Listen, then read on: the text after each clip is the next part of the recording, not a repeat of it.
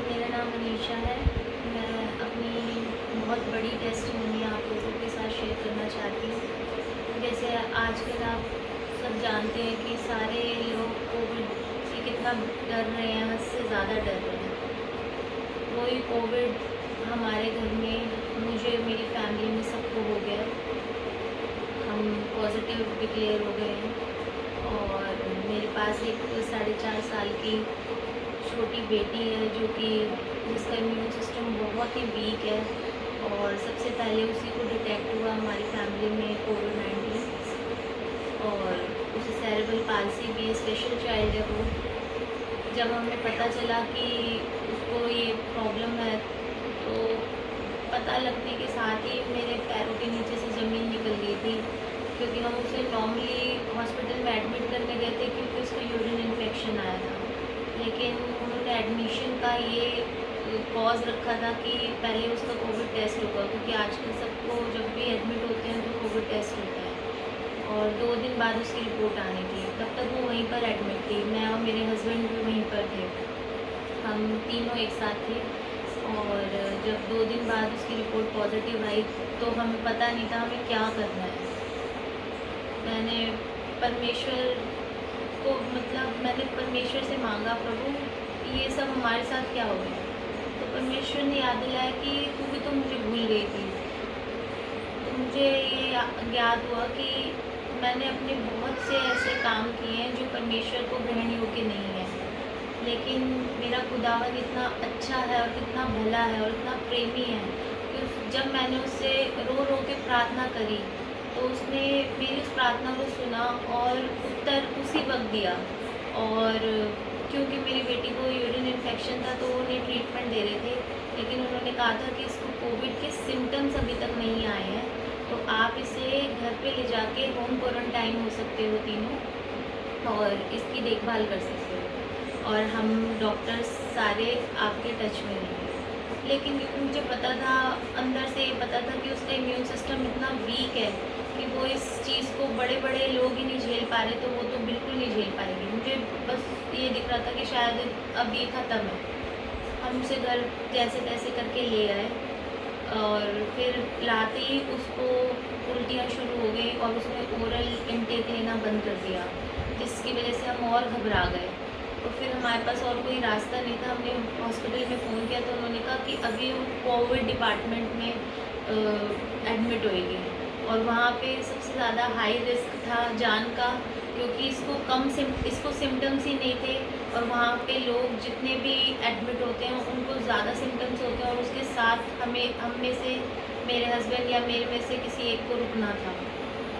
तो मेरे हस्बैंड ने मुझे कहा कि चाहे कुछ भी हो जाए तुम नहीं जाओगी, मैं जाऊंगा इसके साथ रहने। और जब वो दोनों जा रहे थे तब मैं परमेश्वर से सिर्फ रो रो के मांग रही थी। मुझे ये था कि शायद मेरी बेटी तो वापस नहीं आएगी, लेकिन परमेश्वर तो कुछ ऐसा चमत्कार कर कि मेरा पति तो मुझे वापस मिल जाए, क्योंकि मैं बहुत घबरा गई थी उस सिचुएशन में। लेकिन परमेश्वर का इतना रहम है हम पर कि जब वो दोनों वहाँ पर रहे, मेरे हस्बैंड को तो वहाँ पे चेस्ट में इन्फेक्शन हो गया, बहुत ज़्यादा सिम्टम्स आ गए, लेकिन मेरी बेटी को कुछ भी नहीं हुआ। फिर उन्होंने कहा कि जब तुम्हारी बेटी को कुछ सिम्टम्स नहीं आ रहे तो तुम इसे घर पे ले जाओ। फिर हम उसे वापस घर पे लेकर आए और मैंने खूब रो रो के प्रार्थना करी। इस बीच जब वो दोनों वहाँ पे एडमिट थे तब भी मैं रातों में अकेले रहकर रो के प्रभु से प्रार्थना करती थी और सिर्फ एक वचन कोट करती थी कि मैं पर्वतों की ओर देखती हूँ, क्योंकि मेरी सहायता वहाँ से मिलती है, मुझे और किसी से सहायता नहीं मिलती।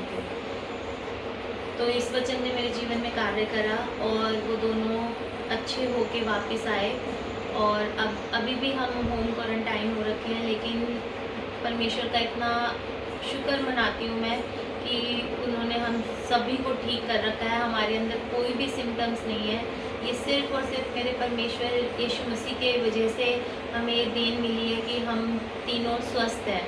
और जिस बेटी की मैं बात कर रही हूँ उसको एक भी सिम्टम प्रभु ने आने नहीं दिया, जबकि उसका इम्यून सिस्टम बिल्कुल लो है। वो बार बार बीमार पड़ती है, बार बार, और इतनी बड़ी बीमारी को वो झेल गई। ये परमेश्वर की वजह से ही हुआ है। ये एक असंभव कार्य था जो परमेश्वर ने मेरे जीवन में पूरा किया है। मैं उसका जितना धन्यवाद करूँ उतना कम है। हमारे इतने पाप होने के बावजूद वो जब हम उसके आगे घुटनों में आके प्रार्थना करते हैं, अपने पापों की क्षमा मांगते हैं, तो वो हमें माफ़ करता है, क्योंकि उसने कहा है कि मैं तेरे तू अपने पापों की क्षमा मेरे पास आके मांगेगी तो मैं उसे क्रूस के पीछे फेंक दूंगा, उसको देखूंगा भी नहीं। और हमें भी दोहराने के लिए मना करता है। इसलिए मैं बहुत शुक्रिया करती हूँ अपने परमेश्वर का कि आज के टाइम पे जितने भी लोगों का मैं सुन रही हूँ, जैसे ही हॉस्पिटल जाते हैं कि कोई भी वापस नहीं आ पाता, क्योंकि कोविड के पेशेंट्स इतने सारे होते हैं, डॉक्टर्स के पास जगह नहीं है, हॉस्पिटल में स्पेस नहीं है कि वो उन्हें अलग अलग रख सकें, और साथ में रहने की वजह से उनके अंदर इतना इन्फेक्शन हो जाता है कि वो बच नहीं पाते। हमारे नोन में भी, मेरे एक नोन में भी एक लेडी की डेथ हो गई है। परमेश्वर उसको अपने पास बुला लिया, परमेश्वर ने उन्हें। लेकिन मेरे इतनी बुरी कंडीशन होने के बावजूद, मेरे बच्चे की भी इतनी बुरी कंडीशन होने के बावजूद परमेश्वर ने हमें संभाल लिया और हम आज बिल्कुल स्वस्थ हैं। मेरी फैमिली में भी, मेरे भाई को भी बहुत सी दिक्कतें हुई। जब मैंने रो रो के प्रार्थना करी, परमेश्वर ने तब चमत्कार करके एक बहुत बड़ा चमत्कार उसके जीवन में भी करा, और मेरा भाई भी पूरी तरीके से स्वस्थ है। मैं परमेश्वर का धन्यवाद करती हूँ। और आप सभी के लिए मैं सिर्फ ये मैसेज देना चाहती हूँ कि आजकल बहुत ही बुरी कंडीशन हो रखी है सभी की, किसी को भी नहीं पता। अगर आप हॉस्पिटल में जाएंगे तो आपका पॉजिटिव ही टेस्ट पॉजिटिव ही आएगा, चाहे आप कुछ भी कर लें। लेकिन हमारा परमेश्वर यीशु मसीह हमें हर मुसीबत में बचाने में सामर्थी है। और उसने मुझे एक वचन भी दिया था कि तू खड़े खड़े परमेश्वर के प्रताप को देखेगी, तेरे दाहिने ओर 10,000 और तेरे इर्द गिर्द 10,000 गिरेंगे, लेकिन तुझ पर वो मुसीबत प्रबल नहीं होगी।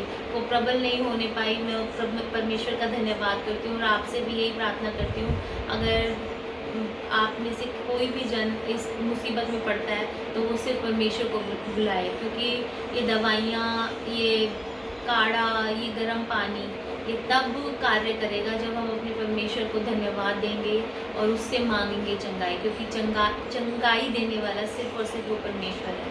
हमारी ना खूबी है ना लियाकत है। डॉक्टर्स भी आज के टाइम पे हाथ खड़े कर देते हैं, लेकिन वो एक डॉक्टरों का डॉक्टर, उसने पूरे संसार को, उसने हम मनुष्य जाति को बनाया है, जिसने हमें रचा है वो हमें क्यों ना ठीक करेगा। वो चंगाई देने वाला परमेश्वर, और उसने हमें चंगा करा है, वो आप लोगों को भी चंगा करेगा। धन्यवाद।